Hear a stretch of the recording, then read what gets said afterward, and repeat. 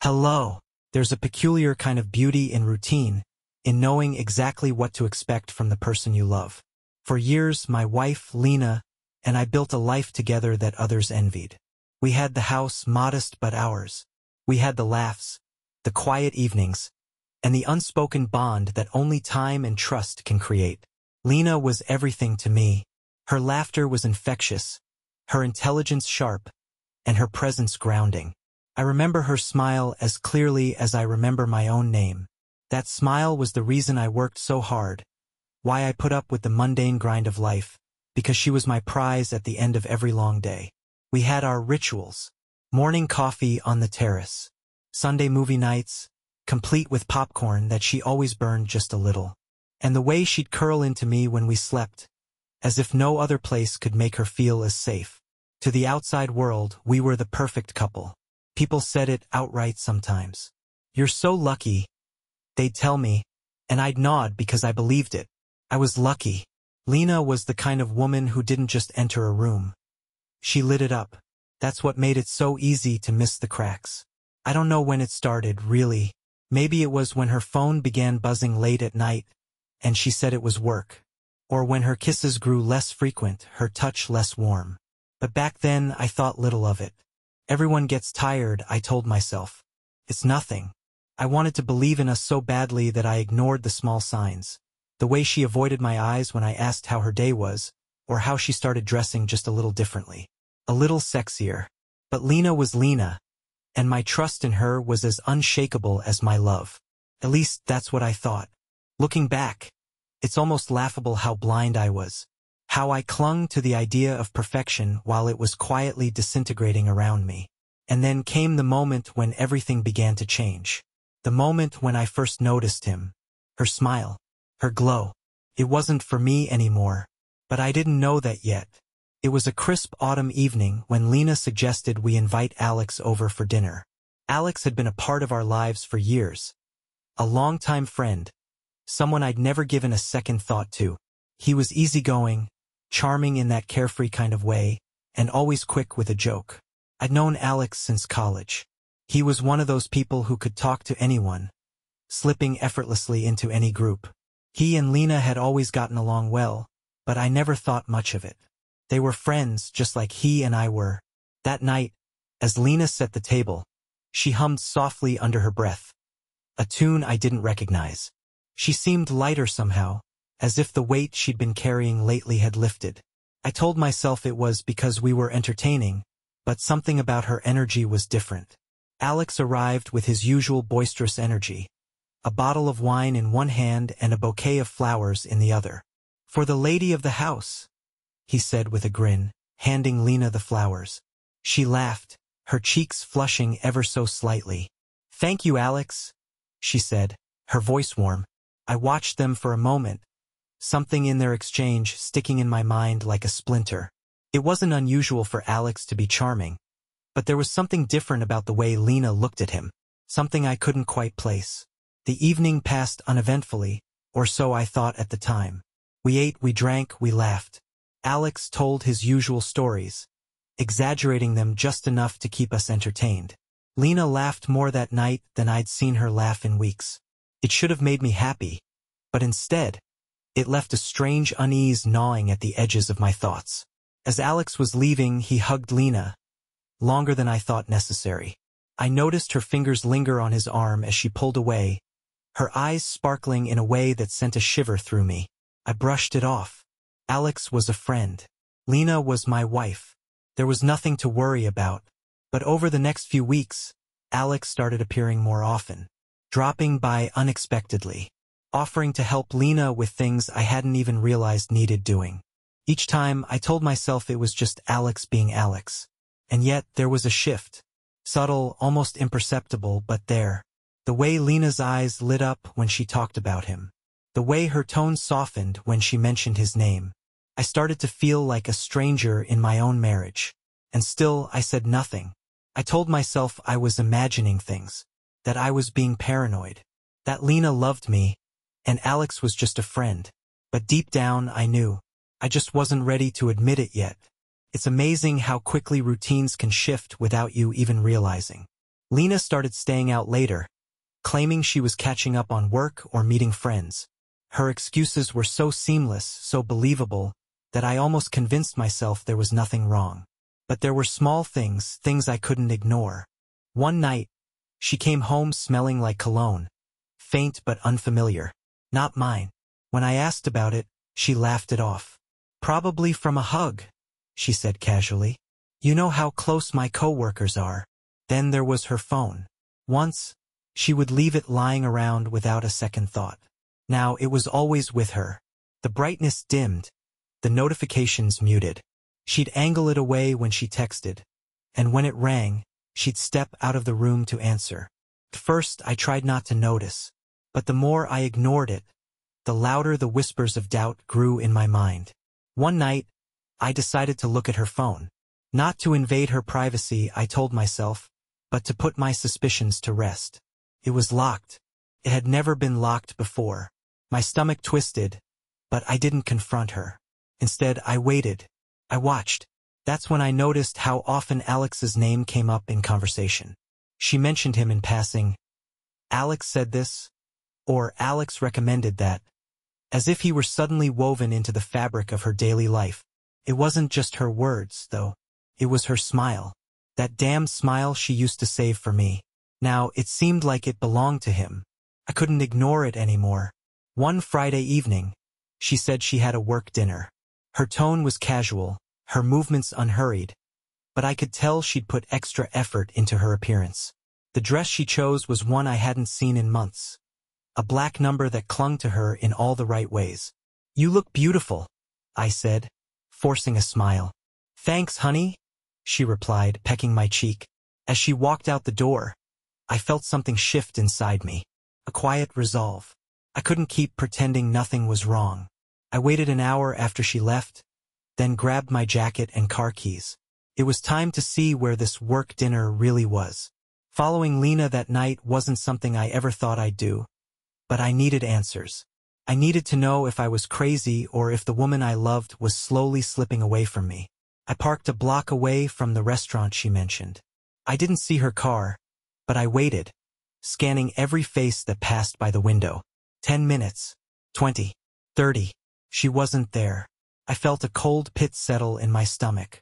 Pulling up the tracker I'd secretly installed on her phone the day before, I watched as the small blinking "D" marked her location.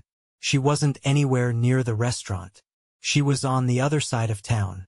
At first, I thought it must be a mistake. Maybe she'd stopped somewhere on the way. Maybe she'd changed plans. But as I drove, following the little dot on the screen, the truth became harder to deny. Her car was parked outside a small boutique hotel. One of those places that looks inconspicuous, meant for discretion. My heart pounded in my chest as I watched her step out of the car, looking over her shoulder as if to check if anyone was watching. And then I saw him. Alex. He stepped out of the shadows, grinning as he reached for her hand. She smiled back at him, her face glowing in a way I hadn't seen in months. They disappeared inside together. For a moment, I couldn't move. My hands gripped the steering wheel so tightly that my knuckles turned white. A dozen thoughts raced through my head. Anger, disbelief, heartbreak, but most of all, a sickening sense of betrayal. I didn't follow them inside. Not yet. Instead, I sat there, watching the light in their room flicker on, the silhouettes of their movements barely visible through the curtains. My mind raced with possibilities, with questions.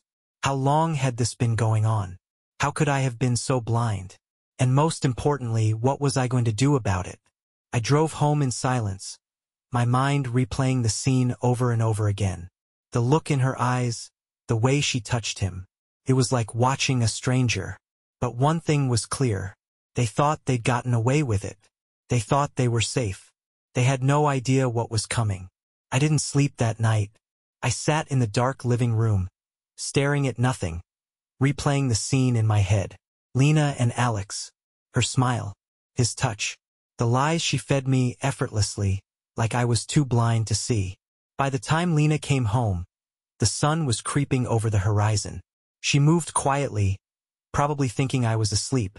I listened to the soft creak of the stairs, the faint click of her heels as she slipped them off. The smell of unfamiliar cologne lingered in the air. She slipped into bed without a word. I didn't confront her. Not yet. Instead, I began gathering information. If she was going to betray me, I wanted to know everything. I wanted to understand how deep the knife had gone before I pulled it out. I started watching her more closely. Every little detail. The late nights at work became more frequent. The meetups with friends were oddly timed. Her phone was a constant companion, but she never left it unattended. I didn't ask questions. I played the role of the oblivious husband perfectly, letting her believe I was too trusting to notice. But behind the scenes, I began piecing together a puzzle I didn't want to solve. I installed cameras in the house, hidden, discreet. I tracked her phone, monitoring her movements. Every time she was with Alex, I documented it. Their little rendezvous at the hotel, their whispered phone calls, their stolen moments when they thought no one was watching. And then I started preparing. Revenge isn't just about anger, it's about precision. I didn't want to lash out blindly. I wanted them to feel the weight of what they had done, to understand the pain they'd caused. I began planting seeds. Small, subtle hints that something was wrong. I'd leave my phone open on the table with a text thread that looked like it was meant for someone else. "You won't believe what I found out," I typed one night, then deleted it as soon as she walked into the room. I'd smile at her a little too warmly, lingering just long enough to make her uncomfortable. And I started spending more time with Alex, inviting him over, sharing drinks, talking about old times. I wanted him to feel safe, to feel like he had outsmarted me. I was biding my time, waiting for the perfect moment, because when I struck, I wanted it to be devastating. Weeks passed and my plan took shape piece by piece. The more I watched them, the more I understood their patterns. Their secret meetings, their late-night phone calls, their stolen glances when they thought I wasn't looking. Alex had no idea I knew. He came to the house as if everything was normal, sitting on my couch, drinking my whiskey, laughing at my jokes. Lena played her role, too, acting like the devoted wife. It was sickening to watch, but I needed them to feel comfortable. I needed them to think they were untouchable. One night, after Lena had left for another work dinner, I invited Alex over. "Just us tonight," I said, pouring him a drink. "Lena's busy as usual." He chuckled nervously. "Yeah, she's a hard worker, huh?" I studied him as he sipped his drink, his confidence faltering under my gaze. Did he feel guilty? Or was he just worried he'd get caught? "You're a lucky guy," he said after a moment, avoiding my eyes. "Lena's an amazing woman."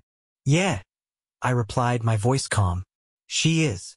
The conversation moved on, but my mind stayed on those words.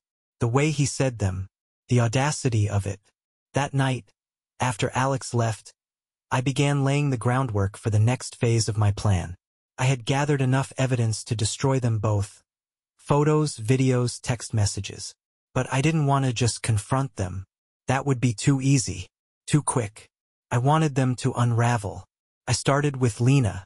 Small, almost imperceptible changes in my behavior.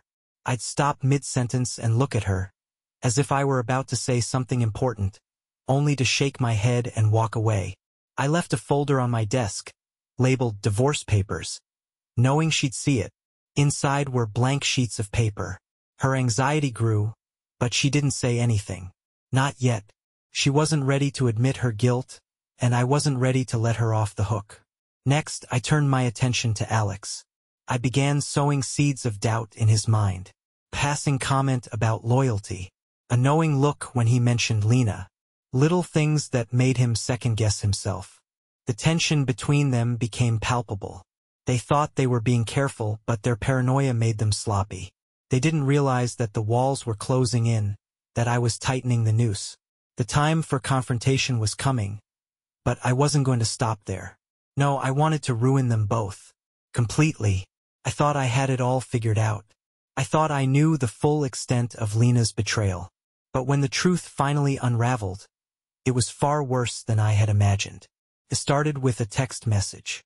Lena had left her phone on the kitchen counter, something she hadn't done in weeks. It buzzed once, then again.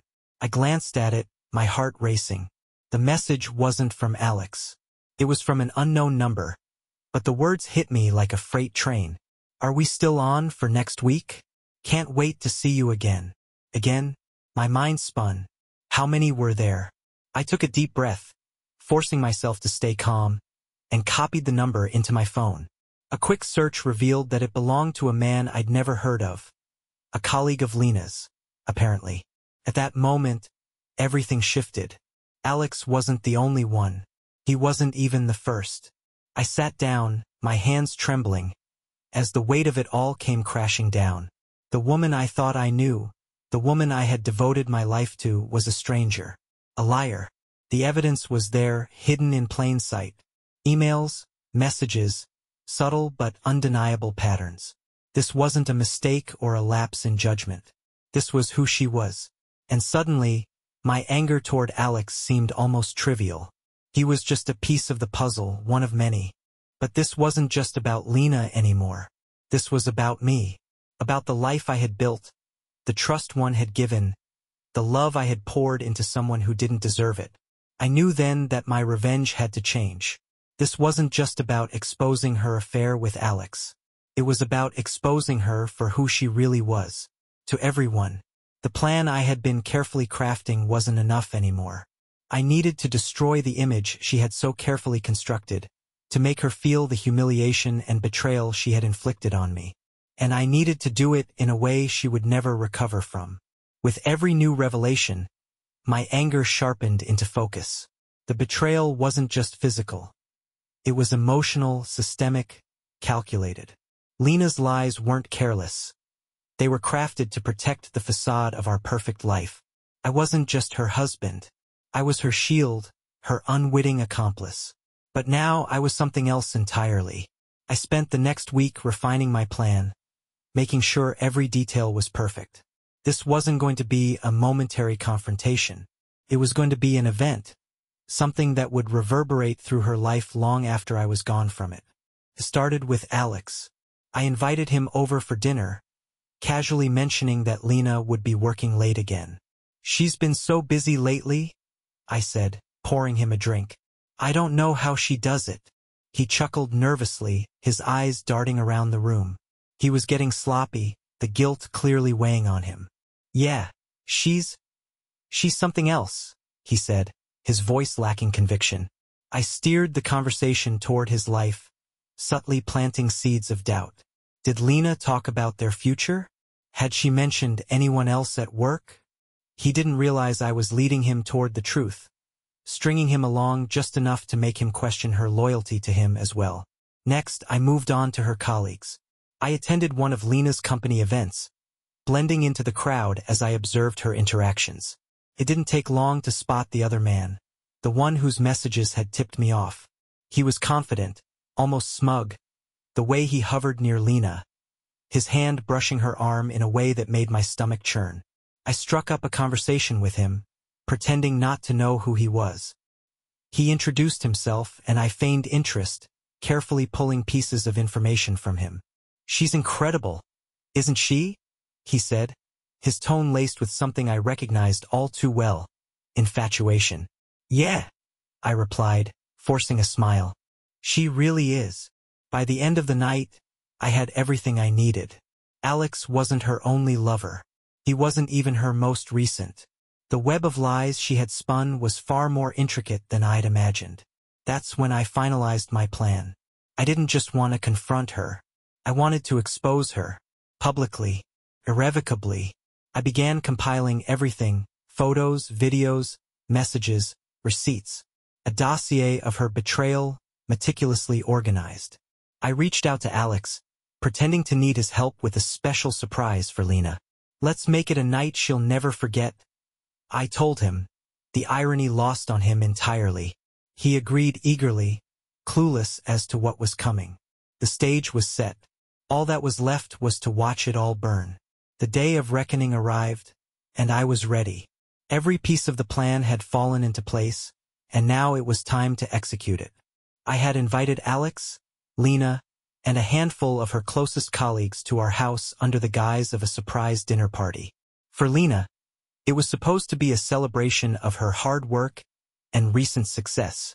She came home that evening, her face lighting up in surprise as she walked into the house.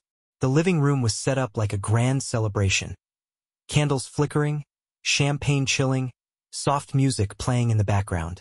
"What's all this?" she asked, her voice tinged with nervous excitement. "A surprise for you," I said, kissing her cheek. "You deserve it." She didn't know I meant the surprise in more ways than one. As the guests trickled in, Lena relaxed, laughing and mingling with her colleagues and, of course, Alex. I watched her, my face calm but my mind seething. She played the perfect hostess, oblivious to the storm that was about to hit. When everyone was seated for dinner, I stood up to make a toast. "To Lena," I began, raising my glass. "A woman who's not only intelligent and hardworking, but also full of surprises." There was a murmur of agreement around the table. Lena smiled, her cheeks flushing under the attention. But tonight, I thought it was time to share some surprises of my own. I put my glass down and pulled out a small remote. At the press of a button, the TV behind me flickered to life, displaying the first image. A grainy photo of Lena and Alex entering the hotel together. The room went silent. Lena's smile froze on her face. Alex paled, his mouth opening and closing like a fish out of water. What is this?" Lena stammered, her voice barely above a whisper. I ignored her and pressed the button again. This time, it was a screenshot of the text between her and her colleague, the ones dripping with promises and innuendo. Gasps echoed around the room as the images kept coming, each one more damning than the last. "This," I said, my voice calm but icy, "is the truth about my wife, about her lies, about her betrayal." Lena's colleagues stared at her in shock, their expressions ranging from pity to disgust. Alex looked like he wanted to crawl under the table. "Lena," I said, turning to her, "do you have anything to say for yourself?" Tears streamed down her face as she tried to speak, but no words came. I leaned in close, my voice low enough that only she could hear. "This is just the beginning." Then I walked out, leaving her to face the mess she had created. But I wasn't done yet. I didn't stay to watch the fallout. That wasn't the point. Lena's humiliation in front of her closest colleagues and Alex was just the opening act. The real punishment was about to begin. As I drove away from the house, my phone buzzed repeatedly. Calls and texts from Lena. I ignored every one of them. She was panicking as I had expected. For the first time, she wasn't in control, and I wanted her to feel that helplessness sink in. I stayed at a hotel that night, one far away from the boutique hideaways she and her lovers had frequented. I needed to be alone, to let the weight of my own choices settle. The next morning, I started phase 2. The dossier I had compiled on Lena's affairs wasn't just for show. I sent it anonymously to her workplace, ensuring it would land in the hands of her boss. The evidence spoke for itself. Messages sent during work hours, excuses tied to meetings that never happened. Her professionalism and integrity, once the foundation of her career, were now in question. I wasn't finished with Alex either. I leaked the same dossier to his wife, a woman I had met only a handful of times but knew well enough to understand how devastating the news would be. I included a handwritten note. "He's not just your husband. He's someone else's problem now too."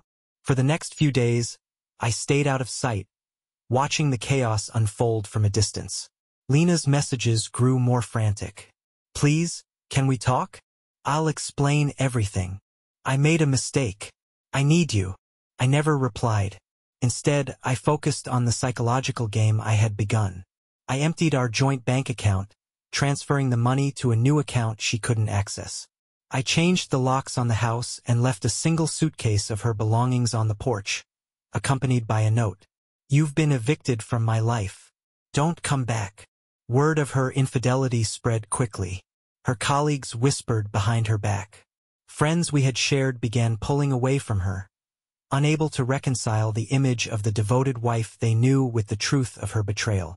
Alex wasn't faring much better. His wife filed for divorce almost immediately, taking their kids and leaving him to face the ruins of his personal life alone. The beauty of it all was that I never had to lift a finger after that night at the dinner table. The consequences of their actions rippled outward, destroying everything they held dear. But I still wasn't satisfied. Revenge, I realized, wasn't just about making them suffer. It was about ensuring they remembered who had orchestrated their downfall. And I had one final move left to make. Revenge wasn't complete until it was etched permanently into their lives. A scar that would never fade. The humiliation at the dinner party and the professional and personal fallout were satisfying. But I wanted something they could never escape. A final act that would ensure their shame followed them everywhere. I scheduled a meeting with Lena's parents. They had always adored me, treated me like a son. They believed our marriage was perfect, their daughter a devoted wife. I sat across from them in their quaint living room, sipping tea, and handed them an envelope.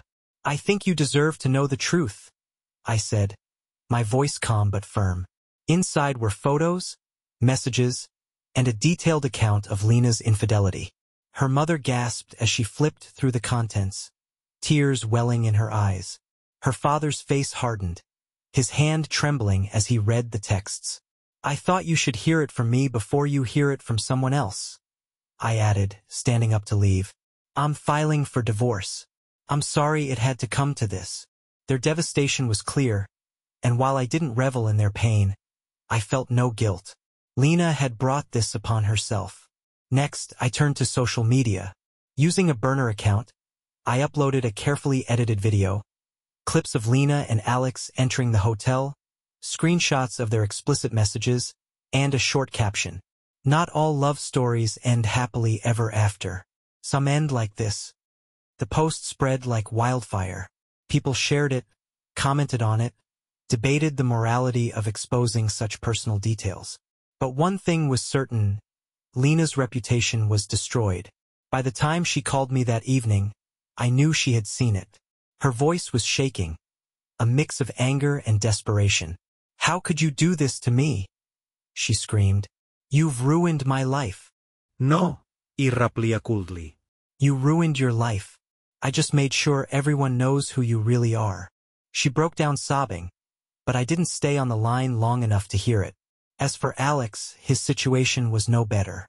His wife's divorce filing became public knowledge, and his friends and family turned their backs on him. His professional reputation took a hit, too. His employer wasn't keen on keeping someone whose personal scandals were splashed all over the internet. The world now saw them for what they truly were: liars, cheats, and cowards. For the first time since this nightmare began, I felt a sense of closure. They couldn't undo what had been done. But the real satisfaction came from knowing they would carry the weight of their choices forever. Despite everything I had already done, I felt there was one last piece of closure I needed. A final act that would ensure neither Lena nor Alex could ever forget what they had done to me. I waited a week after the social media storm. By then, Lena's life was in shambles. She had been fired from her job, shunned by her colleagues, and ostracized by her friends. Alex was no better off, having lost his family, his home, and much of his professional standing. I reached out to both of them separately, arranging a meeting in a public place. Not because I cared about appearances, but because I wanted them to feel exposed and vulnerable. I chose a quiet cafe, the kind with large windows that let everyone see inside. I arrived first, taking a seat near the window.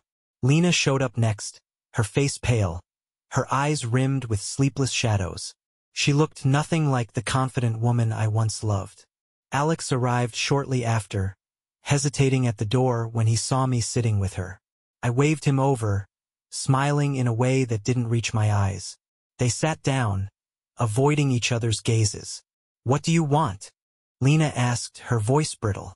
I leaned back in my chair, taking my time. "I wanted to give you both something," I said, sliding 2 envelopes across the table. They exchanged wary glances before opening them. Inside were copies of everything I had compiled, photos, messages, and the evidence I had sent to their respective employers and families. "This is yours to keep," I said, my tone light. "A reminder of what happens when you destroy someone's trust." Lena's hands trembled as she looked through the documents. Alex shifted uncomfortably, his face flushed with shame. I didn't call you here just to gloat, I continued. I wanted to let you know that I'm done. This is the last time you'll hear from me. Lena's eyes widened. You're just going to walk away? She asked, her voice cracking. Walk away, I repeated, laughing bitterly. I've already taken everything from you. There's nothing left for me here. I stood up, tossing a few bills on the table to cover the coffee I hadn't touched. As I walked toward the door, I paused, turning back to look at them one last time. You deserve each other, I said, my voice low and cold. I hope you enjoy what's left of your lives. And with that, I walked out, leaving them sitting there in their shared disgrace. I didn't feel anger anymore. I didn't feel sorrow or betrayal. All I felt was freedom, a lightness I hadn't experienced in years. I was finally free. I cut all ties. I moved to a new apartment, left our shared home behind, and started fresh. Lena's calls dwindled to nothing after a week. Alex never tried to reach out. The whispers in our social circles persisted for months. Friends reached out, some sympathetic, others prying for details. I ignored them all. Lena spiraled. Word reached me that she tried to salvage her career but failed. Alex's wife took everything in the divorce, leaving him with nothing but regret. I felt no pity. They had made their choices. But I wasn't done with my own life yet. Months passed, and Lena sent one final email. It wasn't an apology, it was a desperate attempt to explain. She blamed stress, loneliness, even me for being distant. But her words rang hollow. She begged for another chance, claiming she had changed. I didn't reply. I didn't need to. By then, she was nothing more than a memory. A reminder of what I had endured and what I had overcome. Lena's reflection came too late. As the dust settled, I realized something profound. Revenge had freed me, but it hadn't healed me. I started focusing on rebuilding myself. New routines, new places, and new people who didn't know the broken man I had been. Slowly, I reclaimed my life. Lena and Alex became ghosts, their existence reduced to occasional rumors. I didn't care. I was done with them. And yet, there was a darker part of me now, one that understood the power of destruction, one that would never trust so easily again. It wasn't the life I planned, but it was mine. The man I had been was gone. What remained was someone Lena and Alex had created. And I would never look back. Bye-bye.